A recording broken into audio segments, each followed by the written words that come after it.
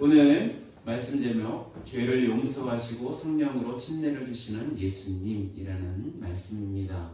오늘 본문으로 가면요, 예루살렘에서 파견된 사람들에게 자신의 정체를 묻는 그 질문에 침례 요한은 자신은 그들이 기다리던 메시아나 아니면 엘리야나 모세나 아니면 그와 같은 그 모세와 같은 그런 선지자가 아니라고 대답했습니다. 그런데 그 다음날에 예수님께서 자신에게 침례를 받으러 나오시는 것을 보았습니다. 그래서 침례 요한은 예수님을 보고 세상 죄를 지고 가는 하나님의 어린 양이다 라고 선포했어요. 그리고 자신이 침례를 사람들에게 주는 이유가 바로 이렇게 오신 예수님을 이스라엘에 나타내기 위함이라고 선포했습니다. 그 증거가 있는데 그 증거가 자신이 보니 성령 하나님께서 비둘기처럼 하늘로부터 내려와서 예수님 위에 머물렀다고 했습니다. 자신도 그를 처음에는 알아보지 못했지만 자신에게 물로 침례를 주라고 말씀하시는 이가 성령이 내려와서 그 위에 머무는 것을 보면 그가 곧 성령으로 침례를 주시는 분, 즉 진짜 메시아, 진짜 그리스도, 진짜 하나님의 아들이라고 했다는 것입니다. 그래서 침례 요한 자신이 그것을 보고 예수님이 바로 하나님의 아들이시구나 라고 질문을 했던 것입니다. 여러분, 성경은요, 인류가 빠진 문제를 보여주고 있습니다. 그리고 그 문제에 대한 답을 하고 있는 것이 우리가 읽고 있는 성경입니다. 지금 우리가 함께 읽은 성경 본문에서 제시한 우리 사람들의 문제는 무엇입니까? 오늘 본문도 인류가 빠져있는 문제를 아주 직접적인 언어로서 밝히고 있습니다. 그거는 인류는 하나님 앞에 죄를 지어 있는 상태라는 것입니다. 그래서 본문 29절도 세상 죄라고 명백하게 밝히고 있는 것입니다. 여러분, 이 죄라는 것은 정말로 심각한 문제를 일으키고 있습니다. 이 인간이 이 죄를 짓고 있는 상태라는 것이 어떤 결과를 낳게 되었나요? 그것은 이 죄라는 것이 원래 사람이 누려야 하는 하나님의 영원한 생명을 받지 못하게 끊어놓고 있다는 것입니다. 여러분, 우리의 생각을 바꿀 필요가 있습니다. 어떤 것을 바꾸어야 되냐면, 우리 인간은 원래 영원히 살게끔 창조되어 있었다는 것입니다. 그런데 우리가 하나님 앞에서 죄를 지었기 때문에 모든 사람에게 죽음이라는 것이 들어갔다는 것입니다. 그래서 영원히 사는 것이 정상적인 삶이고 모든 사람이 죽음에 들어가는 것이 비정상적인 상태라는 것입니다. 우리는 거꾸로 생각하죠. 죽는 것이 보통이고 어떻게 사람이 안 죽을 수 있어? 라고 생각하는 것이 보통이라고 생각합니다. 그런데 원래 사람은 그렇게 창조되지 않았다고 말씀하고 있는 것입니다.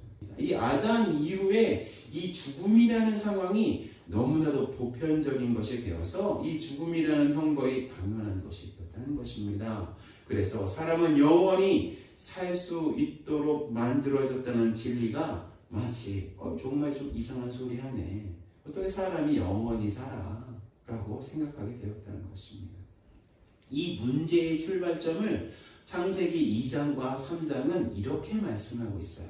창세기 2장 16절, 17절 말씀 함께 읽겠습니다. 시작!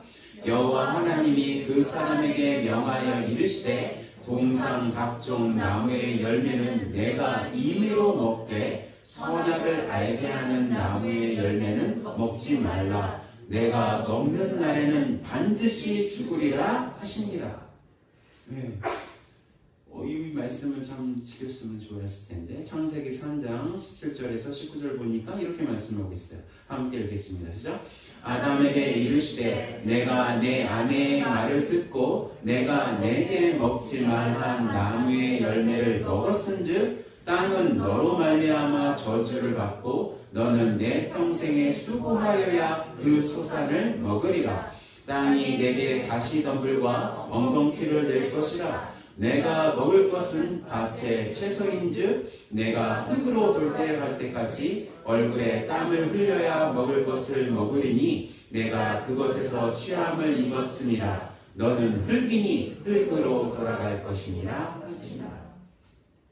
아담이 하나님의 명령을 거부해서 선악을 알게 하는 나무의 실과를 따먹지 말라는 그 명령을 거부해서 죄를 지었기 때문에 어떻게 해요? 창세기 3장을 보니까 사람에게 죽음이 찾아왔다고 말씀하고 있는 것입니다. 그렇죠? 너는 흙이니 흙으로 돌아갈 것입니다. 이거 뭐죠? 죽게 될 것이다 라고 말씀하고 있는 것입니다. 그런데 아담과 하와가 이제 첫 번째 사람이죠. 인류의 최초의 사람 아담과 하와가 선악을 알게 하는 나무의 열매를 따먹은 것이 무엇이 그렇게 대단해서 사람에게 사망이 찾아왔을까요?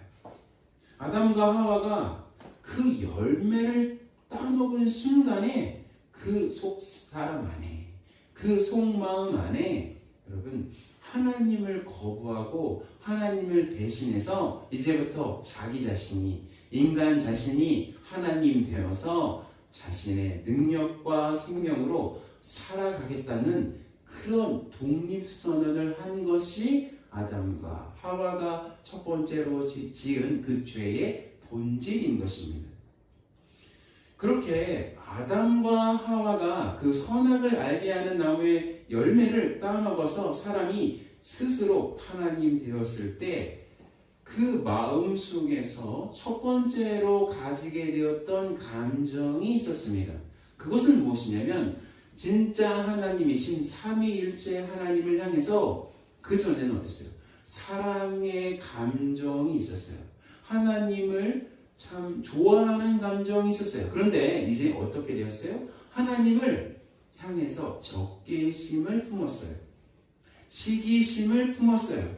거부감을 품었어요. 하나님을 무서워하게 됐어요. 왜냐하면 자기 마음속에 하나님을 향해서 적개심과 시기심과 거부감을 갖게 되었기 때문에 그 마음을 다 보시는 하나님을 어떻게 되는 거예요? 무서워하게 된 것입니다. 그러니까 오늘 보면 요한복음 1장 29절에 세상 죄라고 밝히고 있는 그 죄는 아담이 지은 그 죄, 아담 이후에 나타난 모든 사람들이 어떻게 돼요? 하나님을 거부하고 하나님에 대해서 적개심을 가지고 있는 상태에 있다는 것을 밝히고 있는 것입니다. 그것이 바로 세상 죄의 본질인 것입니다.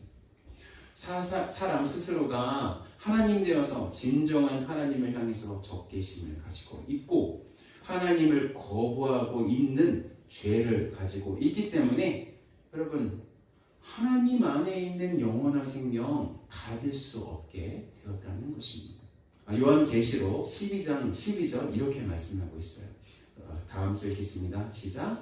그러므로 하늘과 그 가운데 거하는 자들은 즐거워하라. 그러나 땅과 바다는 화해 있을진저 이는 마귀가 자기의 때가 얼마 남지 않은 줄을 알므로 크게 분내어 너희에게 내려갔습니다 하더라. 아담과 하와가 누구에게 속임받아서 선악을 알게 하는 나무를 따먹었어요? 사단, 마귀라고 부르는 사단의 꼬임에 넘어가서 그렇게 죄를 지었습니다. 그렇다면 사단이 가지고 있었던 그 하나님을 향한 그 진노가 여기 요한계시록에서도 진노를 하고 있는 마귀에 대해서 말씀하고 있습니다. 그 진노가 누구에게 전가되었을까요? 사람에게 생기게 되었다는 것입니다. 모든 죄의 원인이 사단에게 있다고 말씀드리는 것이 아니에요. 사단이 사람에게 죄를 짓게끔 그렇게 속임을 펼쳤을 때 그 속임을 덥석 잡은 사람이 사단과 같은 하나님을 향한 적개심이 생겨났다는 것입니다. 에베소서 2장 2절에서 3절도 이렇게 말씀하고 있습니다. 함께 읽겠습니다. 시작. 그때 너희는 그 가운데 행하여 이 세상 풍조를 따르고 공중의 권세 잡은 자를 따랐으니 곧 지금 불순종의 아들들 가운데서 역사하는 영이라. 전에는 우리도 다 그 가운데서 우리 육체의 욕심을 따라 지내며 육체와 마음에 원하는 것을 하여 다른 이들과 같이 본질상 진노의 자녀였더니. 자, 보십시오. 하나님을 따르지 않는 사람들은 누구를 따르게 되어 있다고 말씀하고 있는 것이요? 에베소서 잠깐 더 보여주세요. 공중의 권세 잡은 자를 따르게 되어 있습니다. 공중의 권세 잡은 자는 하나님을 향해서 적개심을 가지고 있는 것입니다. 여러분, 여러분의 마음을 혹시 확인해 보시면 좋을 것 같습니다. 여러분의 마음 속에 삼위일체 하나님, 즉 아버지 하나님, 예수님, 성자 하나님이라고 하죠. 성령 하나님을 향해서 적개심을 가지고 있다면, 거부감을 가지고 있다면 아직도 여러분이 가지고 계신 그 죄, 하나님을 향해서 가지고 있는 그 죄가 해결받지 못할 가능성이 있는 것입니다. 여러분의 마음 한번 살펴보세요. 하나님을 향해서 적개심이 나는 남아있는가? 나는 하나님을 향해서 거부감이 남아있는가? 한번 살펴보아야 하는 것입니다. 제가 말씀드리는 것은 하나님을 향한 의심을 말씀드리는 것이 아니에요. 의심은 다른 문제입니다. 의심은 약한 믿음이에요. 약한 믿음이라고 제가 2주 전에 말씀드렸습니다. 제가 말씀드린 것은 하나님을 향한 적개심, 하나님을 향한 거부감인 것입니다. 그런데 만약에 하나님을 향한 그 적개심과 거부감이 바로 하나님 안에 있는 영원한 생명을 가로막고 있는 그런 죄의 감정적인 형태인 것을 우리는 깨달아야 하는 것입니다. 그래서 그렇게 하나님을 향해서 적개심과 거부감을 가지고 있는 사람은 하나님의 영원한 생명을 소유하고 있지 못하다고 생각해야 하는 것입니다. 심각합니다. 심각합니다. 제가 저의 마음을 잘 살펴보니까 하나님을 향해서 적개심을 가지고 있을 때가 있었더라고요. 교회 다녀도 고등학교 2학년 때 교회를 처음 갔는데도 불구하고 친구들이 너무 좋았어요. 친구들이 너무나 좋았는데 제가 정말로 싫어하는 것은 예배 드리는 시간, 함께 찬양 부르는 시간이 너무나 불편했어요. 하나님 향해서 적개심이 있더라고요. 그런데 어느 순간 주님께서 그 적개심이 사라지게 하시고 하나님을 좋아하는 마음, 어떻게 보면 하나님을 알고 싶은 마음으로 바꿔주시더라고요. 이것이 무엇이냐면 소위 말하는 거듭남의 현상인 것입니다. 여러분, 이렇게 하나님을 향한 적개심과 거부감을 가지고 있는 사람의 최종 운명은 무엇입니까? 영원한 형벌입니다. 이것을 성경은 지옥의 형벌이라고 말씀하고 있습니다. 여러분, 지옥의 형벌이 얼만큼이나 끔찍한 형벌입니까? 예수님의 십자가의 고통만큼이나 끔찍한 형벌입니다. 예수님께서 받으신 그 고통이, 그 고난 자체가 여러분 우리에게 지옥이 얼마나 끔찍하고 힘들고 아프고 고통스러운지를 우리에게 보여주고 있는 것입니다. 우리가 이제 자매님들이나 형제님들 중에서 이 십자가 목걸이를 하고 계시고 또 십자가 귀걸이를 하고 계신 분들이 있는데 사실 여러분들 그거요, 사형 도구를 지금 여러분들 메고 다니는 거예요. 지옥의 고통이 어떤 것인지 여러분 보여주는 그런 액세서리를 지금 하고 있는 것입니다. 그만큼 힘든 것입니다. 물론 십자가가 그 지옥의 고통이 예수 그리스도를 통해서 천국의 기쁨으로 바뀌었기 때문에 그렇게 액세서리를 하고 우리는 다니는 거죠. 그래서 이해합니다. 여러분, 예수님께서 십자가에서 고통당한 시간은 우리의 시간으로는 한 6시간 정도 됩니다. 6시간. 예수님의 십자가는 우리 입장에서는 6시간 동안에 단번에 이루어진 사건입니다. 그런데 여러분, 하나님은요, 시간 속에 사시는 분이에요? 아니에요. 하나님은 시간 밖에 계시는 분입니다. 그러니까 하나님은 시간은 이렇게 통째로 보시는 거예요. 우리는 이 시간 속에서, 이거 시간이라고 하면 전지전능하신 하나님의 입장에서는 그 시간을 처음부터 끝까지 한 번에 보시는 분이시기 때문에 2000년 전에 예수님께서 십자가에 못 박히시면서 고난당하신 그 6시간은 과거의 시간이 아니에요. 하나님의 입장에서 보면 그것은 영원한 현재의 고난인 것입니다. 역사 전체, 태초부터 끝까지 다 보고 계시는 하나님의 입장에서는 그 2000년 전, 언제나 현재인 그 순간이라는 것입니다. 그만큼이나 우리가 하나님을 향한 적개심과 거부감을 가지고 있는 상태로 우리의 삶이 그대로 그냥 끝나게 된다면 무엇이 기다린다고요? 예수님께서 받으신 그만큼의 처절한 형벌이 영원토록 우리를 기다리고 있다는 뜻인 것입니다. 요즘 교회에서 지옥 설교를 하지 않아요.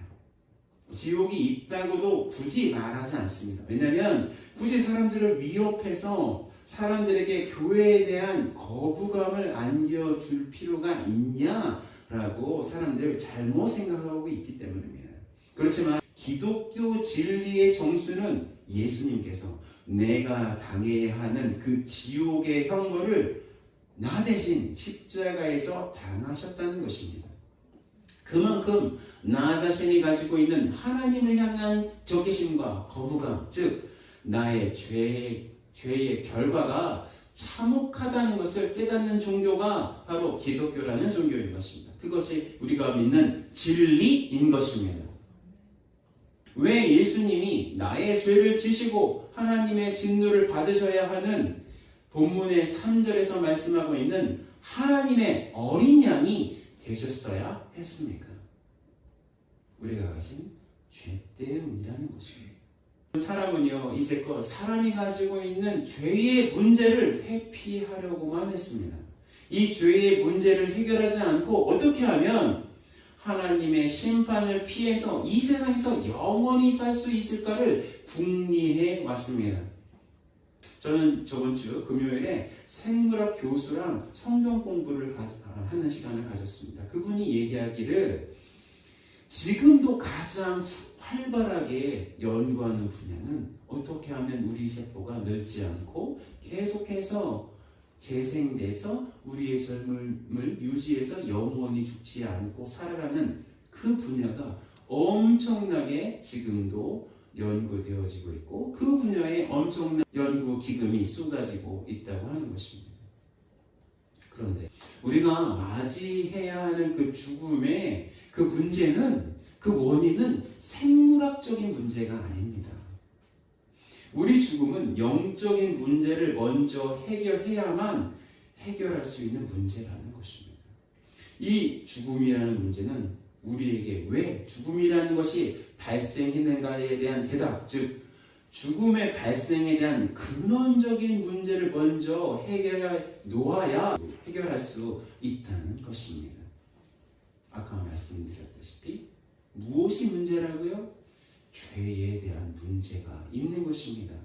이 죄라는 것이 영원한 생명의 근원이신 하나님의 놀라운 은혜와 생명을 받는데 가로막고 있다는 것입니다. 이렇게 죄에 대한 문제가 해결돼야 우리에게 무엇이 보장되는 것입니까? 영원한 생명이 보장되어진다는 것입니다. 그래서 로마서 6장 23절 세 번역으로 함께 읽겠습니다. 시작. 죄의 싹은 죽음이요 하나님의 선물은 우리 주 예수 그리스도 안에서 누리는 영원한 생명입니다. 라고 말씀하고 있습니다. 그래서 첫 번째로 본문을 통해서 적용하고 싶은 첫 번째 대지는 예수님은 우리의 죄를 해결해 주셨다는 것입니다. 이 대지를 함께 읽겠습니다. 시작. 예수님은 우리의 죄를 해결해 주셨습니다. 예, 예수님께서 우리의 죄를 해결해 주셨습니다. 그런데 어떻게 예수님께서 이 죄에 대한 문제를 해결하실 수 있으신가요? 이 본문에서는 어떻게 해요? 예수님께서 세상 죄를 지고 가셨다고 말씀하고 있습니다. 그런데 우리가 여기서 의문을 품어야, 신앙생활에서 질문을 하지 않으면 여러분 신앙이 성장하지 않습니다. 신앙에 대한 질문을 적당하게 할 줄 알아야 우리의 신앙이 넓어지는 것입니다. 제가 말씀드린 것은 쓸데없는 질문이 아니라 우리 구원에 대한 깊은 탐구와 깊은 묵상에 대한 질문이 우리에게 필요한 것입니다. 제 말씀은 어떻게 예수님께서 나의 죄를 포함된 이 세상 죄에 저의 죄도 포함되는 거죠. 이 죄를 지고 가실 수 있느냐, 대신 지고 갈 수 있느냐라는 질문을 여러분 똑똑히 해야 하는 것입니다. 내가 지은 죄는 내가 책임을 지는 것이 맞는데 어째서 예수님께서 내가 지은 죄를 대신해서 지고 가실 수 있다는 말인가? 라는 질문을 할 필요가 있다는 것입니다. 예수님께서 내가 지은 죄를 대신 지고 가시는 것으로 어떻게 나의 죄가 용서될 수 있다는 것입니까? 여러분, 거기에 대한 질문을 하셔야 되는 거예요. 여러분, 성경은 우리가 죄를 지었기 때문에 죄를 지은 것이 아니라 우리가 죄인으로 태어났기 때문에 죄를 짓는다고 말씀하고 있습니다. 그렇죠? 이것은 아담이 먼저 지은 그 첫 번째 죄가 그 자녀들에게 옮겨가게 되었다는 것을 말씀하고 있는 것입니다. 그러니까 맨 처음 사람인 아담이 지은 죄 때문에 그 다음에 태어나는 모든 사람은 죄인으로 태어날 수밖에 없다고 성경은 말씀하고 있습니다. 여러분, 여기에 집중하셔야 됩니다. 이 부분이 정말 복음에 있어서 가장 중요한 부분입니다. 로마서 5장 12절. 그러므로 한 사람으로 말미암아 죄가 세상에 들어오고 죄로 말미암아 사망이 들어왔나니 이와 같이 모든 사람이 죄를 지었으므로 사망이 모든 사람에게 이르렀느니라. 한 사람이 죄를 지었기 때문에, 누가 죄를 지었어요? 아담이 죄를 지었기 때문에 죄가 세상에 들어오고 그 사망이 들어와서 모든 사람이 죄를 지었으므로 모든 사람이 사망에 이르게 됐다. 제가 설명한 부분입니다. 우리는 그러니까 아담이 저지른 그 죄를 짓지 않았는데도 아담에게서 태어났기 때문에 죄인이 되었다는 것입니다. 마찬가지로 우리는 예수님께서 사신 그 무결점의 삶을 살지 않았는데도 또 예수님께서 나의 모든 그 죄를 지시고 십자가에 못 박혀 돌아가실 때 그 십자가에 우리가 직접 못 박힌 것이 아닌데도 불구하고 예수님을 믿으면 그 믿음으로 말미암아 예수님께서 그 삶으로 이루신 예수님의 의로움과 예수님이 십자가에서 대신 형벌받아 얻으신 그 용서가 우리에게 선물이 되어서 구원을 얻을 수 있게 되었다는 것입니다. 우리가 살지 않은 예수님의 의로운 삶, 우리가 지지 않은 예수 그리스도의 그 십자가 때문에 우리는 구원을 얻게 되어진다는 것입니다. 아담의 죄가 모든 사람들에게 유전되게 하는 것, 그것이 하나님의 위대한 지혜였다는 것이에요. 만약에 아담의 죄가 우리에게 이어지지 않고 그냥 아담만 죽고 그 나머지 사람들은 잘 살게 될 것이라고 여러분 오해할 때가 있어요. 만약에 그냥 아담이 지은 죄 그냥 아담만 죽고 그 나머지 사람들은 그냥 선하게 살아서 되었다면 이런 불행은 일어나지 않을 것 아니야 라는 그런 생각을 할 수가 있습니다. 그 문제에 대해서 한번 생각해 보면 좋을 것 같습니다. 아담의 죄가 만약에 그 다음에 이어지지 않고 아담에게만 머물렀다면 어떻게 됐을까요? 아담은 자기 죄에 죽고 그 나머지 사람들은 죄를 짓지 않았을까요? 그렇지 않습니다. 아담 다음에 태어난 모든 사람들도 아담처럼 계속해서 무너져서 죄를 계속해서 지었을 것입니다. 왜냐하면 죄인인 부모 밑에서 태어난 보통의 사람은 죄를 쉽게 지을 것이 분명하기 때문입니다. 그러나 예수님께서 우리를 대신해서 십자가의 고난을 당하셔서 구원을 주실 가능성은 어떻게 되는 거예요? 아주 없어지게 되는 것입니다. 왜냐하면 예수님께서 우리의 죄를 대신 지시고 가시는 것에 대한 타당한 명분이 아예 없어지기 때문입니다. 아담의 죄가 전가되어지기 때문에 사망이 온 것처럼 예수님의 의로운 행위와 예수님의 십자가의 놀라운 공로가 사람들에게 올맞을 수 있는 것입니다. 그러니까 우리가 아담으로부터 죄가 유전되어 있지 않다면 각자의 죄는 각자가 해결되어야 하는데 그 해결이라는 것이 무엇입니까?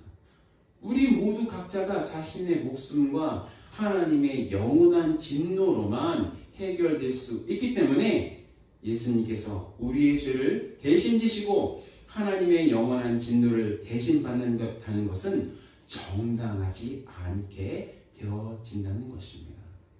제가 설명한 거 여러분 복잡하죠. 복잡하지만 여러분 이 말씀을 계속해서 반복해서 제가 말씀드릴 거예요. 이 제가 설명드리는 것을 로마서 5장 17절 19절은 이렇게 말씀하고 있는 거예요. 다 같이 함께 읽겠습니다. 시작. 아담 한 사람의 범죄 때문에 그 한 사람으로 말미암아 죽음이 왕노릇하게 되었다면 넘치는 은혜와 의의 선물을 받는 사람들은 예수 그리스도 한 분으로 말미암아 생명 안에서 왕노릇하게 되리라는 것은 더욱더 확실합니다.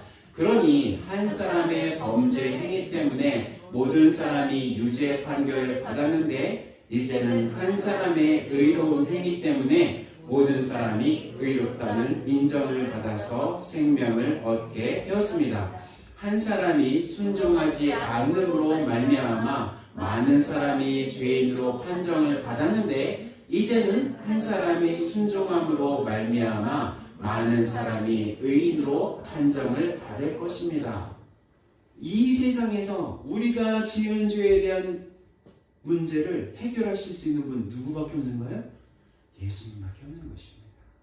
예수님밖에 없습니다.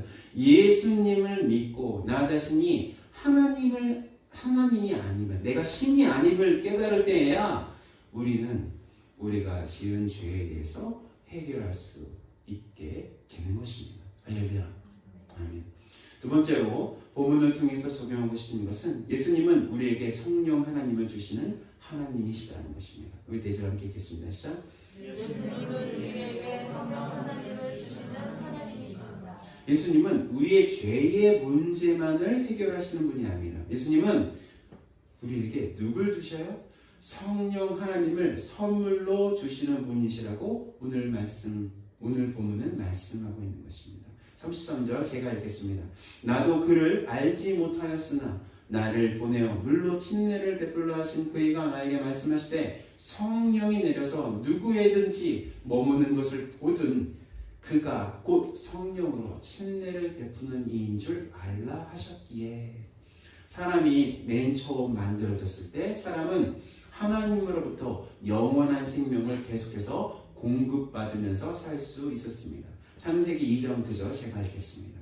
주 하나님은 보기에 아름답고 먹기에 좋은 열매를 맺는 온갖 나무를 땅에서 자라게 하시고 동산 한가운데 생명나무와 선과 악을 알게 하는 나무를 자라게 하셨다라고 말씀하고 있어요. 생명나무의 열매를 맺으면 계속해서 영원한 생명이 이어지게 되는 것입니다. 그러니까 하나님은 사람으로 하여금 생명나무 열매를 먹게 해서 그 생명을 계속해서 연장하셨다는 말씀입니다. 그러나 사람은 하나님과 좋은 관계를 유지하고 있었지만 또 영원한 삶에 대한 그 보장이 있었지만 성령 하나님께서 하나님 그분께서 사람 안에는 거하시지는 않았다는 말씀입니다. 그런데 오늘 본문을 보니까 예수님께서 세상의 죄, 우리의 죄를 지고 가신 다음에 어떤 일을 하신다고 말씀하고 있습니까? 예수님께서 성령으로 침례를 베푸신다고 말씀하고 있는 것입니다. 예전에 사람이 만들어졌을 때 사람은 하나님께서 그 코에 생기를 불어넣으심으로 생명체가 되었다고 말씀하고 있습니다. 창세기 2장 7절 제가 읽겠습니다. 주 하나님이 땅의 흙으로 사람을 지으시고 그 코에 생명의 기운을 불어넣으시니 사람이 생명체가 되었다라고 말씀하고 있어요. 그러니까 사람이 제일 먼저 태어났을 때 사람은 하나님의 생명의 기운을 불어넣은 것이지 하나님 그분이신 성령 하나님을 불어넣은 것은 아니었다고 말씀하고 있습니다. 우리가 이제 개역 개정을 보면 이제 이것이 좀 이렇게 헷갈리게 번역되어 있어요. 왜냐면 생명이 된지라 그러면 생명이 됐으면 영이 거한다는 거 아닌가 라고 말씀하고 있습니다. 그런데 그것을 좀 더 명확하게 밝히는 구절이 고린도전서 15장 45절 말씀입니다. 왜냐하면 성경은요 짝이 있다고 말씀드렸어요. 좀 헷갈리면 짝이 있는 말씀을 통해서 우리가 해석할 수 있다고 말씀하고 있습니다. 고린도전서 15장 45절 함께 읽겠습니다. 시작. 성경의 첫사람 아담은 산영이 되었다고 기록됨과 같이 마지막 아담은 생명을 주시는 영이 되셨습니다. 이 말씀을 원어로 보면 아담은 산영이라고 하는 말씀을 이렇게 얘기하고 있어요. 여기 산영이 이제 원어로 보면 푸스게 조산이라는 단어예요. 푸스게 조산. 근데 이게 영어로 보면 living soul이에요. living soul. living spirit이 아니죠. living spirit이 아니라 soul입니다. 그러니까 보통 이걸 어떻게 번역하냐면 혼적인 생명 이렇게 번역합니다. 그런데 예수님은 생명을 주시는 영으로 이제 번역했는데 원어를 보면 푸뉴마 주포이온 이렇게 쓰고 있어요. 이거 뭐냐면 life giving spirit 그러니까 영적인 생명을 주시는 분 이렇게 성령을 주시는 분 이렇게 해석해야 맞는 것이 푸뉴마는 성령 하나님을 말씀드리고 있습니다. 그러니까 아담과 예수님의 그 본질이 다르다는 것을 우리가 성경을 통해서 확인할 수 있는 것입니다. 그런데 예수님께서 이 땅에 오신 다음에 사람에게는 어떤 가능성이 생겨났습니까? 이 세상 천지 만물의 창조자이신 하나님께서 성령 하나님께서 사람 안에 살 수 있게 된 것입니다. 이게 엄청난 변화예요. 우리는 지금 이 상태, 아담처럼 죄 지어요. 그죠? 저도 죄를 짓습니다. 그런데 아담과 저희 사이에는 엄청난 차별이 생겼습니다. 심지어 죄를 짓지 않았던 아담과도 우리는 엄청난 차이가 생겼습니다. 아담은 그 속에 누가 없었어요? 성령 하나님이 없었어요. 그런데 지금 우리는 예수 그리스도를 믿음으로 말미암아 성령 하나님이 우리 가운데 계시기 시작하신 것입니다. 이거 얼마나 큰 특권입니까? 우리가 예전에 있었던 정체성보다도 훨씬 더 뛰어난 정체성, 우리의 가치가 엄청나게 높아지는 것이 예수 그리스도를 믿음으로 말미암아 성령 하나님이 우리 가운데 오시는 것으로 실현되었다는 것입니다. 아멘. 우리 안에 하나님께서 거하신다는 말씀입니다. 함께 읽겠습니다. 시작.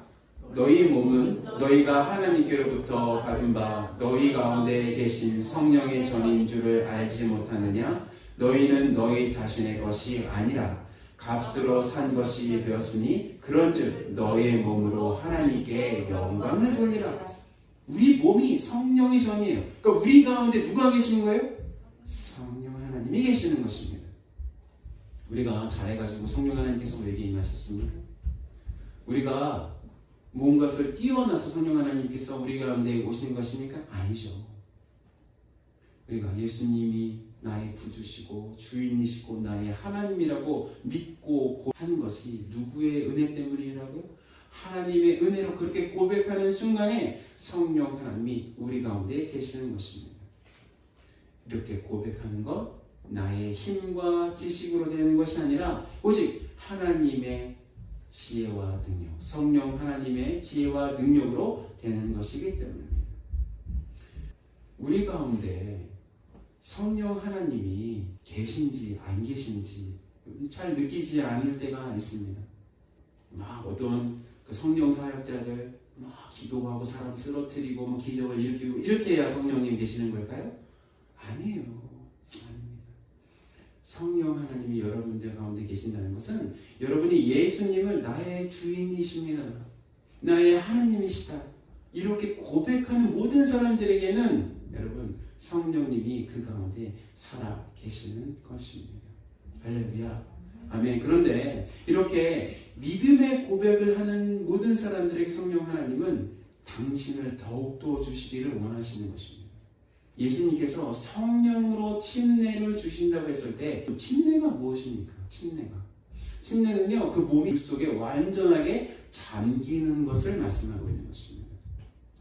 그렇다면 성령 침례를 주신다고 했는데 이 성령의 침례는 얼마나 우리의 모든 전 존재를 하나님의 성령으로 푹 잠기게 할까요? 물론 우리의 생명이 성령 하나님으로 푹 잠기게 되는 것으로 말미암아 우리의 영적인 생명이 시작되는 건 맞아요. 그런데 우리는 예수님께 우리의 전 존재가 성령 하나님으로 압도되는 것을 위해서 기도해야 하는 것입니다. 그래서 우리 안에서 성령 하나님께서 실질적으로 살아계시는구나 라는 것을 확신할 수 있어야 하는 것입니다. 누가복음 11장 9절에서 10절 13절 제가 읽겠습니다.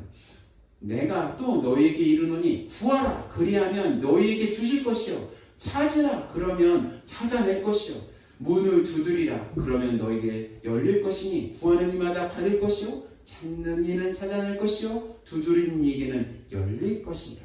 네, 너희가 악할지라도 좋은 것을 자식에게 줄 줄 알거든 하물며 너희 하늘 아버지께서 구하는 자에게 성령을 주시지 않겠느냐 하시. 사도행전 1장 4절에서 5절도 이렇게 말씀하고 있습니다. 사도와 함께 모이사 그들에게 분부하여 이르시되 예루살렘을 떠나지 말고 내게서 들은 바 아버지께서 약속하신 것을 기다리라. 요한은 물로 침례를 베풀었으나 너희는 몇 날이 못되어 성령으로 침례를 받으리라 하셨느니라. 이 성령으로 침례를 주신 분 누구십니까? 예수님이십니다. 하나님이십니다. 성령 하나님을 구하십니까? 성령 하나님을 계속 성령의 충만함을 위해서 매 순간 하나님께 기도하십니까? 우리가 성령으로 침례 주시는 분이 예수님을 믿고 우리가 예수님께 담대하게 예수님 성령님을 저에게 더욱더 주십시오. 우리 가운데 계셔요. 우리 가운데 계시는데 더 달라고 기도할 필요가 있는 것입니다. 왜냐하면 성령 하나님은 우리 가운데 더욱더 역사하시기를 원하시기 때문입니다. 할렐루야. 예수님 우리에게 구원을 주시는 분이시며 성령 하나님으로 그것을 도장 찍으시는 분이십니다. 넌 내 거. 넌 내 거야. 내 몸으로 치러서 산 내 거야. 라는 그 도장을 누가 찍으신다고요? 성령 하나님이 찍으시는 것입니다. 이런 은혜가 우리 둘러싸인 신례교회 교인들에게를 예수 그리스도의 이름으로 축원합니다.